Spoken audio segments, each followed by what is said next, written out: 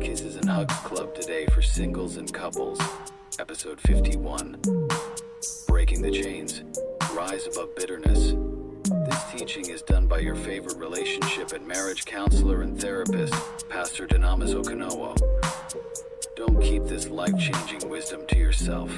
Share it with your friends, family, and social networks.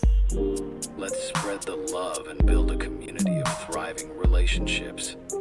Back in the early days of our marriage, around 2002, my wife and I got into a quarrel that dragged on for days.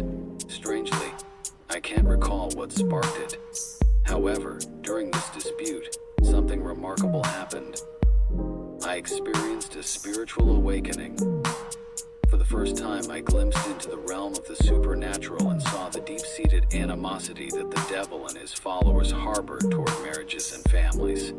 It was eye-opening to witness the lengths to which the devil would go to sow discord and disrupt relationships. Fortunately, the quarrel between my wife and me was resolved swiftly thereafter. If God were to grant you a glimpse into the spiritual realm, you'd find yourself softening swiftly. All the anger and aggression would dissipate as you realize you've been under demonic sway. Demons are indeed real. While the physical world may seem bustling, the spiritual realm is even more so. Understand, there exist powerful malevolent forces, opposing courtships and marriages, aiming to sow doubt and discord. These evil spirits seek to manipulate your thoughts, feeding you assumptions that could jeopardize your marriage.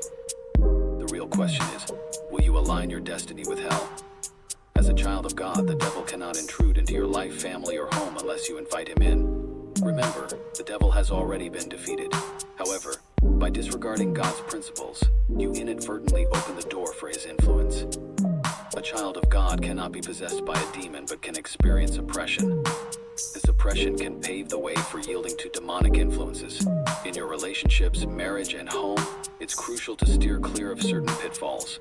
These missteps can swiftly open the door, providing the devil with an opportunity to wreak havoc. One such mistake to avoid is harboring bitterness towards each other. Don't get bitter at each other. Bitterness should be shunned like a plague, for it is far more destructive. When bitterness takes root, it becomes a barrier to receiving help, as even prayers go unanswered. It's not merely a fleeting emotion. It's a deep-seated root that, if left unchecked, can lead to further devastation. Reflect on the scriptures for guidance in this matter, looking diligently lest any man fail of the grace of God, lest any root of bitterness springing up trouble you, and thereby many be defiled. Hebrews 12:15 KJV. When bitterness takes hold, it can cause God's grace to falter, a perilous position to find oneself in. It warns of trouble ahead, as bitterness only begets more trouble. Ultimately, many will be tainted by its influence, leading to impulsive actions. In marriages, it can affect the children, while in single life, it may disrupt academic and career pursuits. It all begins with getting hurt. You may have an expectation, perhaps awaiting an apology, but none comes.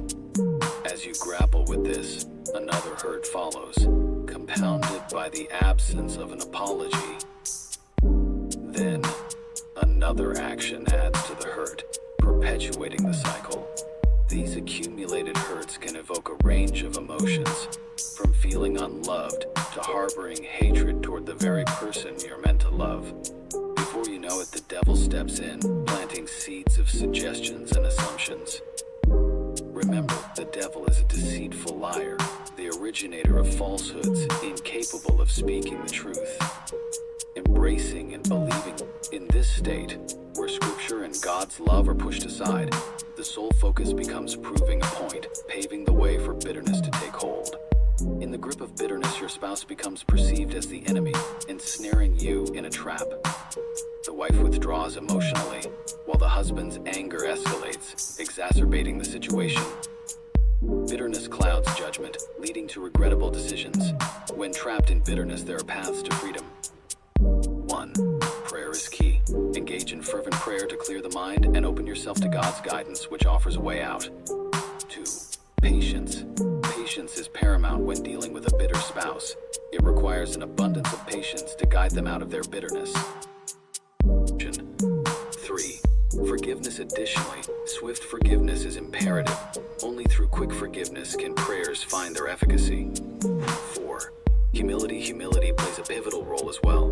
Rather than asserting dominance, humility fosters an environment conducive to reconciliation. For singles, the process remains the same. If bitterness and hurts permeate your relationship or courtship, seeking help and mentorship is essential to uproot the bitterness. It's imperative not to proceed down the aisle burdened by bitterness. Do you want more?